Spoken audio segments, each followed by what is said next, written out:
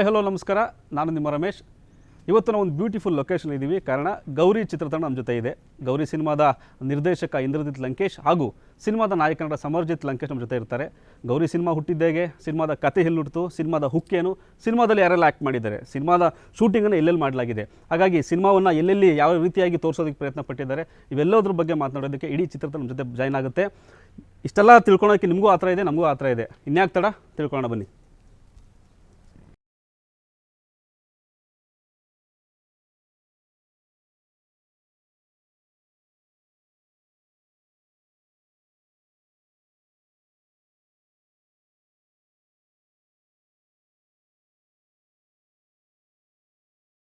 Sir, welcome to the show. ಭಾಳ ಖುಷಿ ಆಗುತ್ತೆ, ಬಿಕಾಸ್ ಒಬ್ಬ ಸೀನಿಯರ್ ಜರ್ನಲಿಸ್ಟ್ ಜೊತೆ ಒಂದು ಸಿನಿಮಾ ಬಗ್ಗೆ ಮಾತಾಡೋದು ಕೂತ್ಕೊಳ್ಳೋದಿದೆಯಲ್ಲ, ನನಗೆ ತುಂಬ ಖುಷಿ ಕೊಡುವಂಥ ವಿಚಾರ. ಅದರಲ್ಲೂ ನಿಮ್ಮ ಮಗನ ಜೊತೆಲೂ ಕೂತ್ಕೊಂಡು ಇಂಟರ್ವ್ಯೂ ಮಾಡೋದು ಭಾಳ ಖುಷಿ ಕೊಡುವಂಥ ವಿಚಾರ. Again welcome to the show sir ನಿಮಗೆ. ಆ್ಯಂಡ್ ಸಮರ್ಜಿತ್, ನಿಮಗೂ ಕೂಡ ಕಾರ್ಯಕ್ರಮಕ್ಕೆ ಆತ್ಮೀಯವಾದ ಸ್ವಾಗತ. ಸರ್, ಗೌರಿದು ಇಡೀ ಏನು ಸ್ಯಾಂಡಲ್ವುಡ್ಡಲ್ಲಿ ಒಂದು fever, Gauri fever. Gauri cinema ಬರ್ತಾಯಿದೆ, ಗೌರಿ ಸಿನಿಮಾ ಬರ್ತಾಯಿದೆ ಅಂತ ಎಲ್ಲ ಕಡೆ ಇದೆ. ಒಂದು ಸಾಂಗ್ ಕೂಡ ಸಖತ್ ವೈಬ್ ಕ್ರಿಯೇಟ್ ಮಾಡಿದೆ. ಆ್ಯಂಡ್ ಇನ್ನೇನು ಕೆಲವೇ ದಿನಗಳಲ್ಲಿ, ಬೆರಳಲ್ಲಿ ಎಣಿಸೋಷ್ಟು ದಿನಗಳಲ್ಲಿ ಮಾತ್ರ ಉಳಿದಿರೋದು ನಮಗೆ.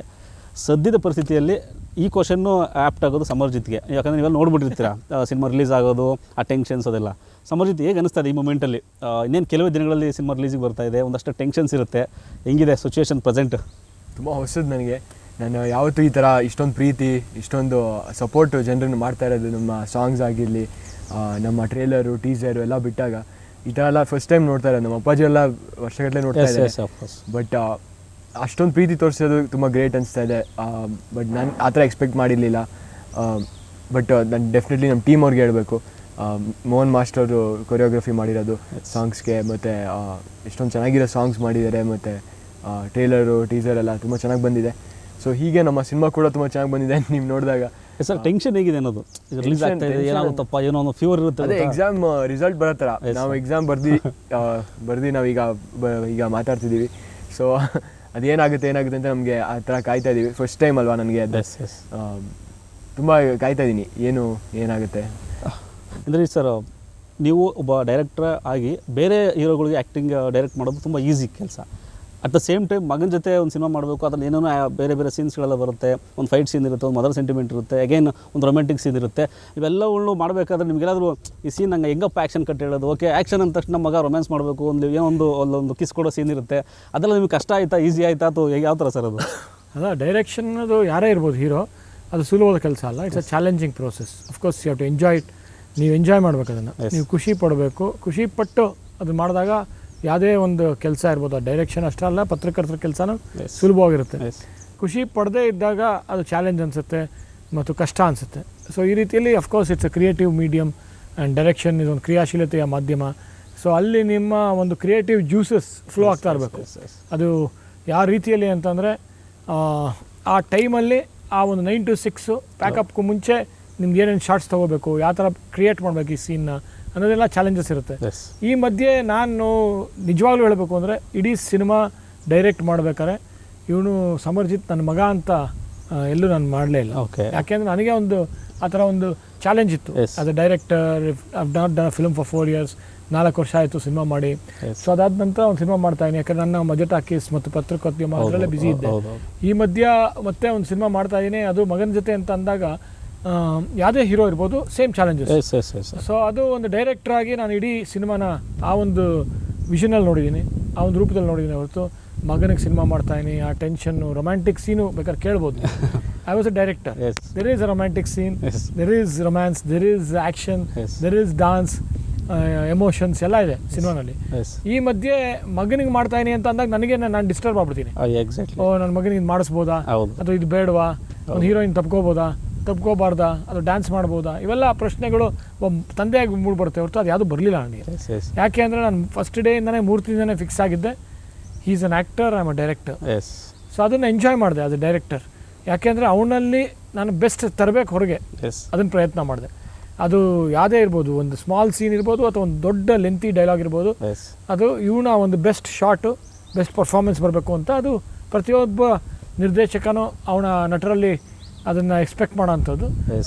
ನಾವು ಅದನ್ನು ಸೂಕ್ಷ್ಮತೆಗಳನ್ನು ಗಮನಿಸಿ ಅವನು ಕರೆಕ್ಟಾಗಿ ಮಾಡ್ತಾನೋ ಇಲ್ಲೋ ಅನ್ನೋದನ್ನು ಸರಿಗೆ ಅಬ್ಸರ್ವ್ ಮಾಡಿದ್ದೀನಿ. ನೀವು ಅಫ್ಕೋರ್ಸ್ ಹೇಳ್ಬೇಕು ಪಿಕ್ಚರ್ ನೋಡಿದ ನಂತರ. ಖಂಡಿತ, 15ನೇ ತಾರೀಕು ಅದು ಖಂಡಿತ ಸರ್. ನನ್ನ ನಿರ್ದೇಶನ ಇರ್ಬೋದು, ಅವನ ನಟನೆ ಇರ್ಬೋದು, ಅಥವಾ ಇಡೀ ಚಿತ್ರತಂಡದ ಕೆಲಸ ಇರ್ಬೋದು, ಅದನ್ನು ಅಪ್ರಿಷಿಯೇಟ್ ಮಾಡ್ತೀರಾ. ಯಾಕೆ ಅಂದರೆ ನಾವೆಲ್ಲ ತುಂಬ ಖುಷಿಯಾಗಿ ಮಾಡಿದ್ದೀವಿ ಸಿನಿಮಾನ, ತುಂಬ ಇನ್ವಾಲ್ವ್ ಆಗಿ ಮಾಡಿದ್ದೀವಿ, ತುಂಬ ಶ್ರಮಪಟ್ಟು ಮಾಡಿದ್ದೀವಿ. ಆಮೇಲೆ ನನಗೆಲ್ಲೋ ಅನಿಸುತ್ತೆ ಈ ಸಿನಿಮಾದಲ್ಲಿ ಆ ಕತೆ ತುಂಬ ಮುಖ್ಯ ಆಗುತ್ತೆ, ಆ ಮೆಸೇಜ್ ತುಂಬ ಮುಖ್ಯ ಆಗುತ್ತೆ.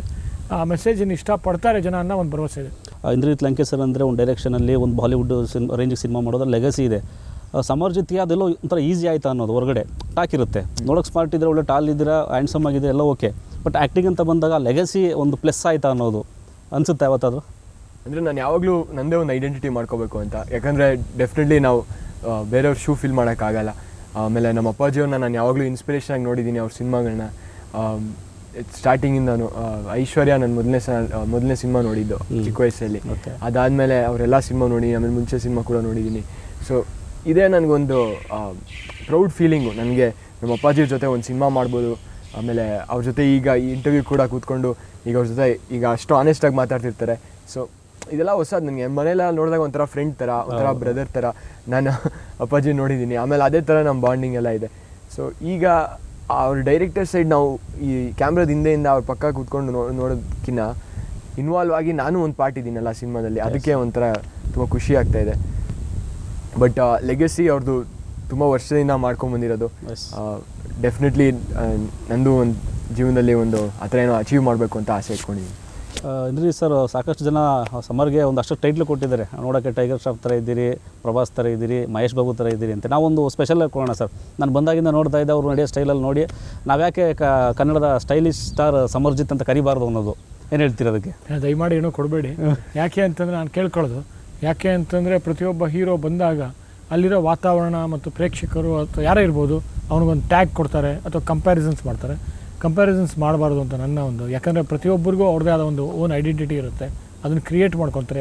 ಅವ್ರಿಗೆ ಒಂದು ಆಸೆ ಇರುತ್ತೆ, ಕನಸಿರುತ್ತೆ, ನನ್ನದೇ ಆದ ಒಂದು ಐಡೆಂಟಿಟಿ ಕ್ರಿಯೇಟ್ ಮಾಡ್ಕೋಬೇಕು, ನನಗೆ ಯಾರಿಗೂ ಹೋಲಿಸಬಾರ್ದು ಅಂತ ಅವ್ರದ್ದೇ ಆದ ಒಂದು ಸ್ಟೈಲ್ ಇರುತ್ತೆ. ಅಫ್ಕೋರ್ಸ್ ನೋಡೋದಕ್ಕೆ ಆ ಥರ ಇದ್ದರೂ ಹೋಲಿಕೆ ಇದ್ದರೂ ಕೂಡ ಅವರ ಒಬ್ಬ ನಟನಾಗಿ ಪ್ರತಿಯೊಬ್ಬ ನಟನಿಗೆ ಪ್ರತಿಯೊಬ್ಬರಿಗೂ ಜೀವನದಲ್ಲಿ ನನ್ನದೇ ಆದ ಒಂದು ಐಡೆಂಟಿಟಿ, ನನ್ನದೇ ಆದ ಒಂದು ಹೆಸರನ್ನ ನಾನು ಇದು ಮಾಡಬೇಕು, ಖ್ಯಾತಿಪಡಿಸ್ಬೇಕು ಅಂತ. ಸೊ ಈ ರೀತಿಯಲ್ಲಿ ಅವನು ಅಷ್ಟೇ, ಅವ್ನು ನನ್ನ ಲಂಕೇಶ್ ಅವರ ಮೊಮ್ಮಗ, ಇಂದ್ರಜಿತ್ ಅವರ ಮಗ ಅಂತ ಸ್ಕೂಲಿಂದನೂ ಅನ್ನೋದನ್ನು ದೂರ ಇದ್ದಾನೆ, ಯಾರಿಗೂ ಹೇಳ್ಕೊಳ್ಳೋದಿಲ್ಲ. ಮತ್ತು ಲಂಕೇಶ್ ಅವರ ಮೊಮ್ಮಗ ಅಂತಲೂ ಹೇಳ್ಕೊಳ್ಳೋಲ್ಲ. ಅದು ಅವನದೇ ಆದ ಒಂದು ಐಡೆಂಟಿಟಿ ಕ್ರಿಯೇಟ್ ಮಾಡ್ಕೋಬೇಕು ಅಂತಲೇ ಆ ಗೊಂದಲದಲ್ಲಿ, ಆ ಒಂದು ಹೋರಾಟದಲ್ಲಿ ಇದ್ದಾನೆ. ಅದಕ್ಕೋಸ್ಕರ ಅಷ್ಟೊಂದು ಶ್ರಮ ಪಟ್ಟಿದ್ದಾನೆ. ಇಲ್ಲಾಂದ್ರೆ ಮಾಡೋಕ್ಕಾಗಲ್ಲ ಯಾರು. ಅಫ್ಕೋರ್ಸ್ ನಮ್ಮ ತಂದೆ ಮಿನಿಸ್ಟ್ರು ಅಥವಾ ನಮ್ಮ ತಂದೆ ಚೀಫ್ ಮಿನಿಸ್ಟ್ರು ಅಥವಾ ನಮ್ಮ ತಂದೆ ಸೂಪರ್ ಸ್ಟಾರು ಅಂತ ಅಂದ್ಬಿಟ್ಟು ಅದು ಬೇರೆ ಜೀವನ ಮಾಡೋದು. ಆದರೆ ಸ್ವಂತ ಐಡೆಂಟಿಟಿ ಕ್ರಿಯೇಟ್ ಮಾಡಿ ಹೊರಗೆ ಬರ್ತಿರಲ್ಲ, ಅದು ಚಾಲೆಂಜ್. ಅದು ತುಂಬ ಚಾಲೆಂಜ್. ಮತ್ತು ಆ ಚಾಲೆಂಜ್ ಇಲ್ಲ ಅಂದರೆ ನೀವು ಅದು ಶ್ರಮ ಪಡೋಕ್ಕಾಗಲ್ಲ ಅಷ್ಟು. ಸರ್ ಹೇಳಿದಾಗೆ ಅವ್ರು ಹೇಳಿದ್ದು ನಿಜ ಕೂಡ. ಏನೋ ನಮ್ಮದೊಂದು ರೇಸ್ ಇದೆ ಅಂದ ಮಾತ್ರಕ್ಕೆ ಜನ ಅಕ್ಸೆಪ್ಟ್ ಮಾಡೋದಿಲ್ಲ ನಮ್ಮನ್ನೇನೋ ಒಂದು ಯುನೀಕ್ನೆಸ್ ಇದ್ದರೆ ಮಾತ್ರ ಜನ ಅಕ್ಸೆಪ್ಟ್ ಮಾಡ್ಕೋತಾರೆ. ಸೊ ಗೌರಿ ಸಿನಿಮಾಗೆ ನಿಮ್ಮ ತಯಾರಿ ಹೇಗಿತ್ತು? ಫಾರ್ ಎಕ್ಸಾಂಪಲ್ ನಾವೆಲ್ಲ ಕೇಳಿದಾಗ ಬೇರೆ ಬೇರೆ ಫಿಲ್ಮ್ ಇಂಡಸ್ಟ್ರಿಯಿಂದ ಬಂದಿರುವಂಥ ಫ್ಯಾಮಿಲಿ ಮಕ್ಕಳೆಲ್ಲ ಯಾವುದೋ ಬೇರೆ ಕಂಟ್ರಿಗೆ ಹೋಗಿ ಅಥವಾ ಬೇರೆ ಸ್ಟೇಟ್ಗೆ ಹೋಗಿ ಅಲ್ಲೇನೋ ಆ್ಯಕ್ಟಿಂಗ್ ಕ್ಲಾಸ್ ಕಲಿತು, ಅಲ್ಲೇನೋ ಡ್ಯಾನ್ಸ್ ಕಲಿತು, ಮಾರ್ಷಲ್ ಆರ್ಟ್ ಕಲಿತು ಇಲ್ಲೆಲ್ಲ ಬಂದಿರ್ತಾರೆ. ಸೊ ನಿಮ್ಮ ತಯಾರಿ ಹೇಗಿತ್ತು? ಸಿನಿಮಾ ಇಂಡಸ್ಟ್ರಿ ಬರೋಕ್ಕಿಂತ ಮುಂಚೆ ಒಂದಷ್ಟು ತಯಾರಿ ಬೇಕು, ಸ್ಟ್ರಾಂಗ್. ನಾ ಸರ್ ಹೇಳಿದಾಗೆ ಆ್ಯಸ್ಯೂಡ್ಲಿ ಅದು ತುಂಬ ಬೇಕು. ನಿಮ್ಮ ತಯಾರಿ ಹೇಗಿತ್ತು? ಎಲ್ಲೆಲ್ಲ ಹೋಗಿದ್ದೀರಿ? ಯಾವ ಕ್ಲಾಸೆಲ್ಲ ಕಲ್ತಿದ್ದೀರಿ? ಅದೇ ನೀವೆಲ್ಲ ಹೇಳಿದ್ದೆಲ್ಲ ಕರೆಕ್ಟ್. ನಾನು ಆ ಥರನೇ ಯೋಚನೆ ಮಾಡ್ಕೊಂಡಿದ್ದೆ. ಒಂದು ನಟನೆ ಆಗಿರಲಿ, ಡಾನ್ಸ್ ಆಗಿರಲಿ, ಆ್ಯಕ್ಷನ್ನು, ನಾವು ಸಿನಿಮಾ ನೋಡಿದಾಗ ಏನು ನೋಡಿ ತುಂಬ ಖುಷಿ ಪಡ್ತೀವೋ ಅದೇ ಥರ ಕ್ವಾಲಿಟೀಸ್ ಒಬ್ಬ ಆ್ಯಕ್ಟರ್ ತುಂಬ ಕಷ್ಟಪಟ್ಟು ಅದು ಅವ್ರದ್ದೇ ಒಂದು ಸ್ಟೈಲಲ್ಲಿ ಮಾಡ್ಕೊಂಡಿರೋದು. ಸೊ ನಾನು ಅದೇ ಥರ ನಮ್ಮ ಅಪ್ಪಾಜಿಯವರು ಸಪೋರ್ಟ್ ಮಾಡಿದ್ರು ಅಷ್ಟೊಂದು.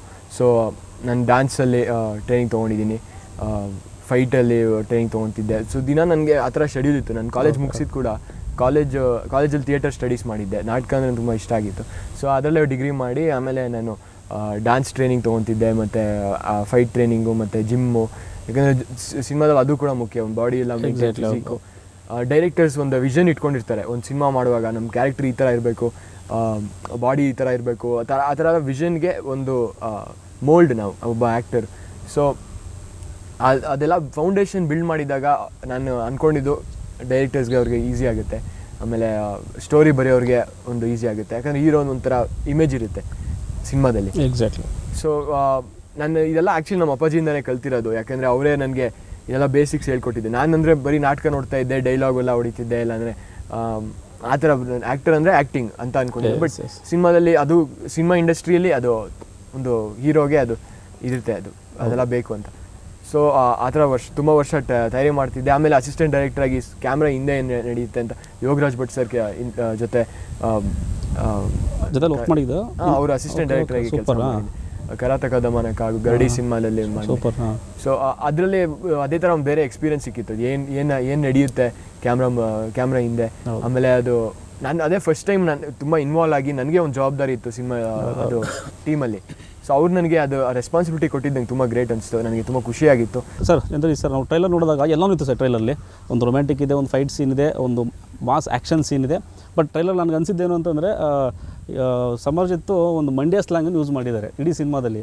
ಕ್ಯೂಟಾಗಿರೋ ವ್ಯಕ್ತಿ ಸಡನ್ನಾಗಿ ಆ ಥರ ನೋಡಿದ ತಕ್ಷಣ ನನಗೆ ಇದೇ ಬೇರೆ ಥರನೇ ಒಂದು ಪ್ರಯತ್ನ ಹೋಗ್ತಾ ಇದೆಯಲ್ಲ ಅಂತ ಅನಿಸಿದ್ದು. ಸೊ ಆ ಮಂಡ್ಯ ಸ್ಲ್ಯಾಂಗನ್ನು ಇಟ್ಕೊಂಡು ಮಾಡುವಂಥ ಥಾಟು ಬಂದಿದ್ದು, ಮತ್ತು ಇವರು ಅದನ್ನು ಪ್ರಾಕ್ಟೀಸ್ ಮಾಡಿದ್ದು ಹೇಗೆ ಅನ್ನೋದು ಸರ್?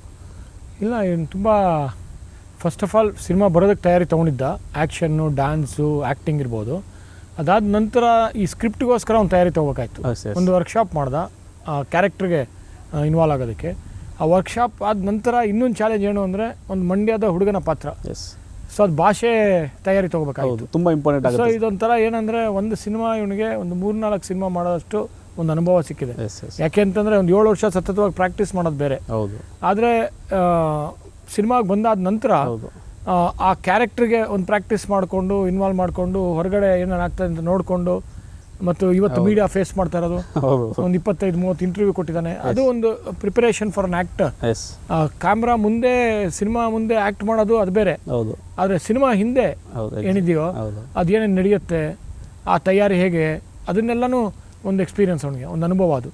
ಅದಾದ ನಂತರ ಮಂಡ್ಯ ಹೇಳ್ತಾ ಇದ್ನಲ್ಲ ಕ್ಯಾರೆಕ್ಟರು, ಆ ಭಾಷೆ, ಆ ಒಂದು ಡೈಲೆಕ್ಟು, ಆ ಆ್ಯಕ್ಸೆಂಟು, ಅದನ್ನು ಪ್ರಾಕ್ಟೀಸ್ ಮಾಡ್ದೆ. ಅದಕ್ಕೆ ಒಂದು ಡಬ್ಬಿಂಗ್ ಆರ್ಟಿಸ್ಟ್ ಕರೆಸಿ ಅದಕ್ಕೆ ಪ್ರಾಕ್ಟೀಸ್ ಮಾಡಿದ್ವಿ. ಆಮೇಲೆ ಡಬ್ಬಿಂಗಲ್ಲೇ ತಯಾರಿ ತೊಗೊಂಡಿದ್ದಾನೆ. ಶಿವನಿ ಯಾವ ಥರ ಅಂತಂದರೆ ಇವನು very good actor, very good dancer, but express ಮಾಡಲ್ಲ. ಹಲವಾರು ಆ್ಯಕ್ಟರ್ಸ್ಗಳು ಆ ಥರ ಇರ್ತಾರೆ. ಒಂದು ಕ್ಯಾಮ್ರಾ ಆನ್ ಆದಾಗ ಎಕ್ಸ್ಪ್ರೆಸ್ ಮಾಡ್ತಾರೆ ಹೊರತು ಒಂದು ದೊಡ್ಡ ಗ್ರೇಟ್ ಆ್ಯಕ್ಟರ್ಸ್ ಎಷ್ಟೊಂದು ನಾನು ನೋಡಿದ್ದೀನಿ. ಕ್ಯಾಮ್ರಾ ಹಿಂದೆ they'll be switched off, they'll be an introvert, but when they come in front of the camera ಆ ಒಂದು ಎನರ್ಜಿನ ಸೇವ್ ಮಾಡಿರ್ತಾರೆ. ಆ ಎನರ್ಜಿನ ನೀವು ಕ್ಯಾಮ್ರಾ ಮುಂದೆ ಆ ಕ್ಯಾರೆಕ್ಟರ್ನಲ್ಲಿ ತೆಗಿಬೇಕು. ಅದನ್ನು ಹೊಗಳ್ತಾ ಇಲ್ಲ, ನಾನು just I'm telling the nuances of film making and actor. Sir ಈಗ ಸಿನಿಮಾ ಹೊರತುಪಡಿಸಿ ನೀವು ನಾರ್ಮಲ್ ಆಗಿ ಮನೇಲಿ ಹೇಗಿರ್ತೀರಾ ಸರ್? ನಿಮ್ದೆಲ್ಲ ಹೆಂಗಿರುತ್ತೆ ಡೈಲಿ ರೂಟೀನು?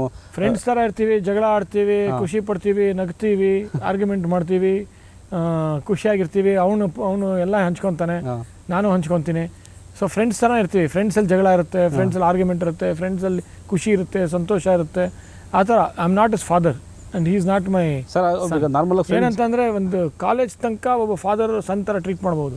ಕಾಲೇಜ್ ಆದ ನಂತರ ನೀವು ಫಾದರ್ ಮತ್ತೆ ಸನ್ ಥರ ಟ್ರೀಟ್ ಮಾಡ್ತಾ ಇದ್ರೆ ಅವ್ರಿಗೆ ಒಂಥರ ಎಲ್ಲೋ ಒಂದು ಕಡೆ ದೊಡ್ಡ ಆಳದ ಮರದ ಕೆಳಗೆ ಹೇಳಿದ್ರಲ್ಲ, ಒಂದು ಹುಲ್ಲು ಬೆಳೆಯಲ್ಲ ಅಂದಂಗೆ ಅದು ಬೆಳೆಯೋಕ್ಕಾಗಲ್ಲ. ಅವ್ರು ಎಡಬೇಕು, ತಿದ್ದಬೇಕು, ಅವರೇ ಅದನ್ನು ಕಲಿಬೇಕು. ಅದಕ್ಕೆ ನಾನು ಅದನ್ನು ಬಿಟ್ಟಿದ್ದೀನಿ. ಇನ್ಫ್ಯಾಕ್ಟ್ ನಾನು ಅವ್ನಿಗೆ ಡೈರೆಕ್ಟ್ ಮಾಡೋದು ಬೇಡ ಅಂತ ಇದ್ದೆ. ಅವನು ಆಡಿಷನ್ಗೆ ಹೋಗ್ತಾ ಇದ್ದ, ಬೇರೆ ಬೇರೆ ಸಿನಿಮಾಗಳು ಮಾಡ್ತಾ ಇದ್ದ, ಆಡಿಷನ್ಸ್ ಮಾಡ್ತಾ ಇದ್ದ. ಒಂದು ನೆಟ್ಫ್ಲಿಕ್ಸ್ ಫಿಲ್ಮು ಸಿಕ್ಕಿತ್ತು, ಒಂದು ಇಂಗ್ಲೀಷ್ ಫಿಲ್ಮು. ನಾನು OTT ಮಾಡ್ತೀನಿ ಅಂತ ಅಂದ್ಬಿಟ್ಟು ಅದು OTT ಮಾಡಬೇಕೋ ಬೇಡೋ ಅಂತಲೂ ಡಿಸ್ಕಸ್ ಮಾಡಿದ್ವಿ. ಫಸ್ಟ್ ಫಿಲ್ಮ್ OTT ಬೇಡ ಅಂತ ಡಿಸೈಡ್ ಮಾಡಿದ್ವಿ. ಆ ಸ್ಕ್ರಿಪ್ಟು ಅವ್ನಿಗೆ ಇಷ್ಟ ಆಗಲಿಲ್ಲ. ಹಲವಾರು ಸ್ಕ್ರಿಪ್ಟ್ಸ್ಗಳು ರಿಜೆಕ್ಟ್ ಮಾಡಿದ್ದಾನೆ, ಹಲವಾರು ಸ್ಕ್ರಿಪ್ಟ್ಸ್ಗಳು ಇಷ್ಟಪಟ್ಟಿದ್ದಾನೆ. ದಿನನಿತ್ಯ ಕತೆ ಕೇಳ್ತಾನೆ. ಒಬ್ಬ ಥಿಯೇಟರ್ ಬ್ಯಾಕ್ಗ್ರೌಂಡಿಂದ ಬಂದಿರೋದ್ರಿಂದ ತುಂಬ ಪರ್ಟಿಕ್ಯುಲರು, ತುಂಬ ಒಂದು ಸಣ್ಣ ಸಣ್ಣ ವಿಷಯಗಳಿಗೂ ಸೂಕ್ಷ್ಮತೆ ಇದೆ. ಸೊ ಈ ರೀತಿಯಲ್ಲಿ ನನಗೆ ಥಿಯೇಟರ್ ಬ್ಯಾಕ್ಗ್ರೌಂಡ್ ಇಲ್ಲ. ಇವತ್ತಿನ ಕಾಂಪಿಟೇಷನ್ ಯುಗದಲ್ಲಿ ಗೌರಿ ಸಿನಿಮಾ ಮೂಲಕ ನಾವು ಹೊಡೆತೀನಿ ಅನ್ನೋಷ್ಟು ಕಾನ್ಫಿಡೆಂಟ್ ಇದೆಯಾ? 100% ಕಾನ್ಫಿಡೆನ್ಸ್ ಇದೆ. ಯಾಕಂದರೆ ತುಂಬ ಜನ ಬೆಂತಟ್ಟಿದ್ದಾರೆ, ತುಂಬ ಜನ ಕಷ್ಟಪಟ್ಟಿದ್ದಾರೆ ಸಿನಿಮಾ ಮಾಡೋಕ್ಕೆ.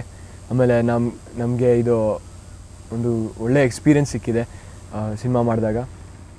ಸೊ ಡೆಫಿನೆಟ್ಲಿ ನಮಗೆ ಆ ನಂಬಿಕೆ ಇದೆ, ಜನರಿಗೆ ಇಷ್ಟ ಆಗುತ್ತೆ ಈ ಸ್ಟೋರಿ. ಆಮೇಲೆ ನಮ್ಮ ಸಾಂಗ್ಸು ಮತ್ತು ಡೆಫಿನೆಟ್ಲಿ ಒಂದು ಫುಲ್ ಸಿನಿಮಾ ನೋಡಿದ್ರೆ ಹೋಲಾಗೆ ತುಂಬ ಇಷ್ಟ ಆಗಿದೆ. ಅಂದರೆ ಟೋಟಲ್ ಇವಾಗ ಸಾಂಗ್ಸು ಸೂಪರ್ ಹಿಟ್ ಆಗಿದೆ. ನಮಗೆ ಟ್ರೈಲರ್ ನೋಡಿದಾಗಲೂ ಕೂಡ ನಿಮ್ಮ ಆ್ಯಕ್ಷನ್ಸು, ನಿಮ್ಮದು ಜಿಮ್ಮು, ವರ್ಕೌಟು ಮತ್ತು ಡೆಲಿವರಿ ಎಲ್ಲವೂ ಇಷ್ಟ ಆಗಿದೆ.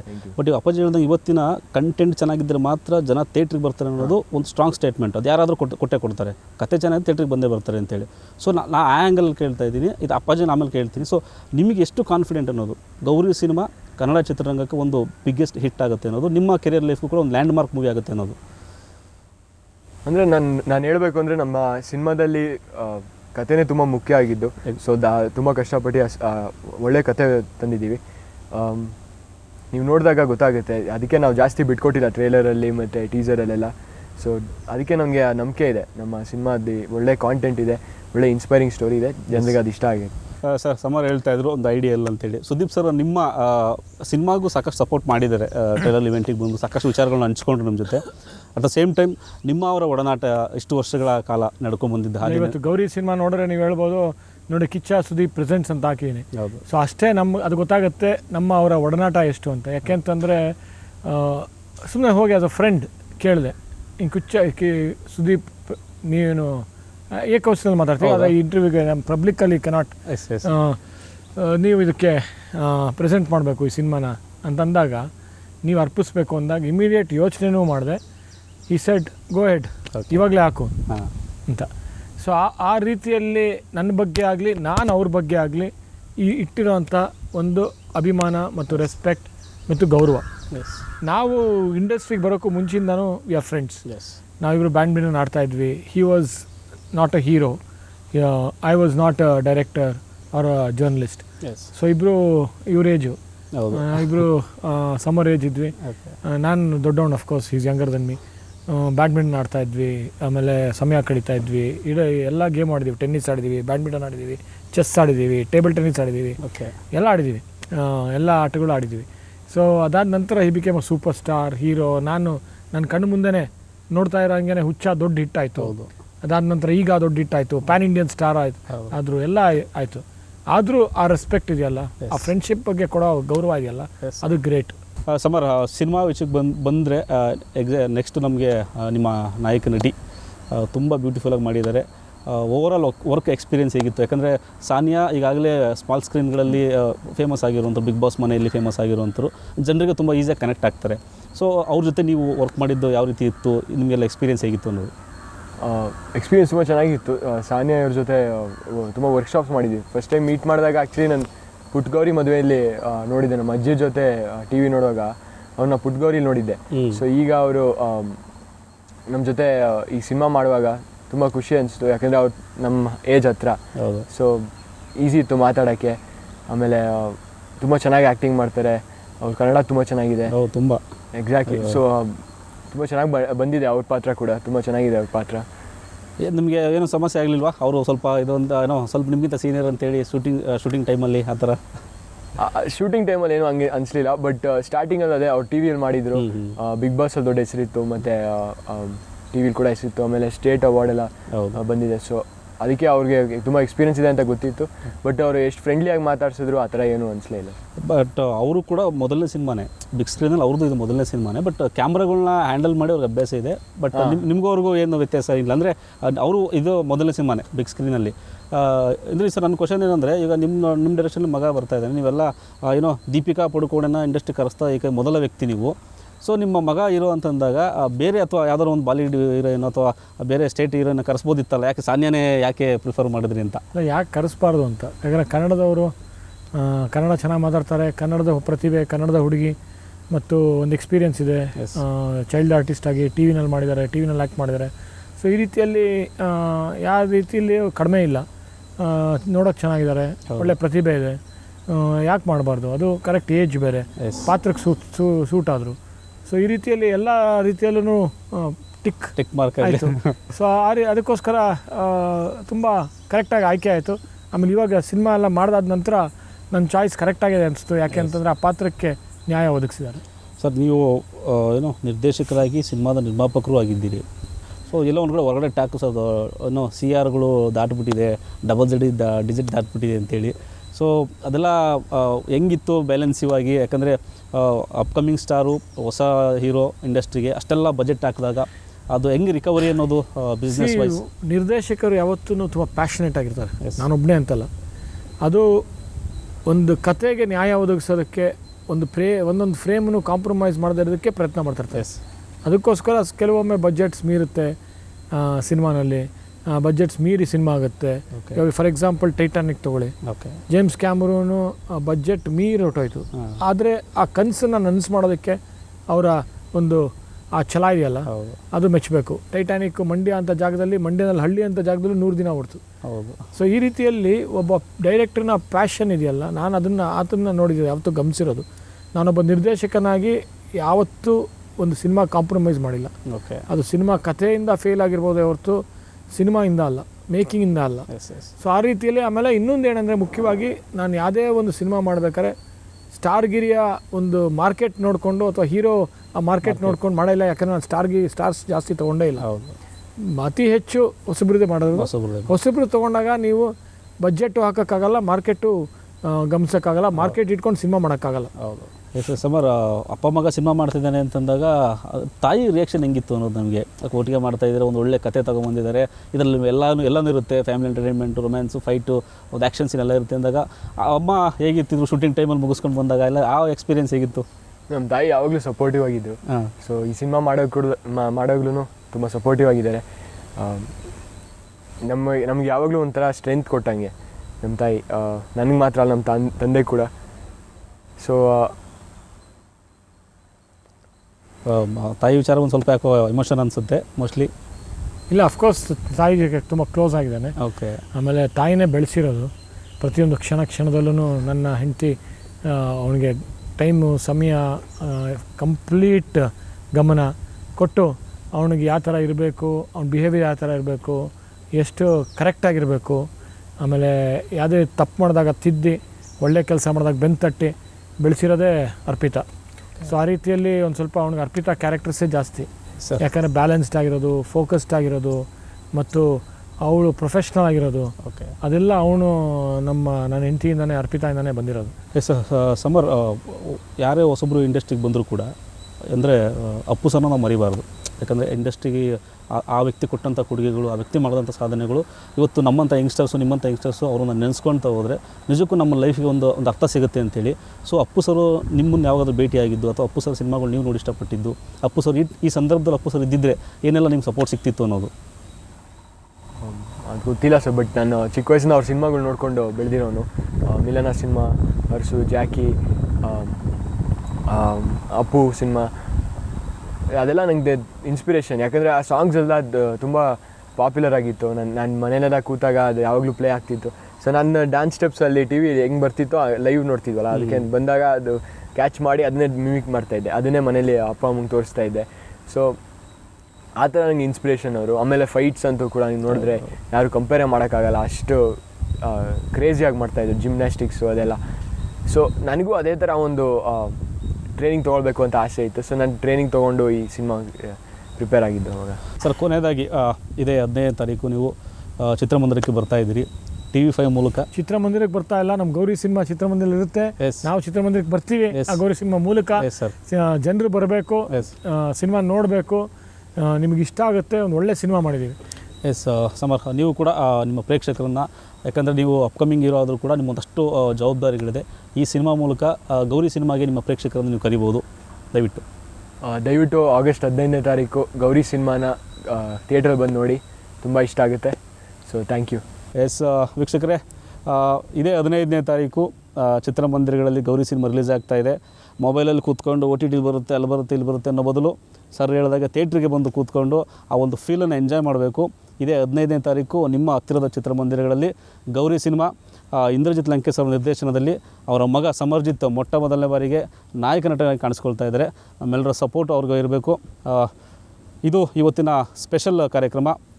ನಿರಂತರ ಸುದ್ದಿಗಳಾಗಿ ನೋಡ್ತಾ ಇರಿ TV5, ಇದು ವಾಸ್ತವದ ಪ್ರತಿರೂಪ.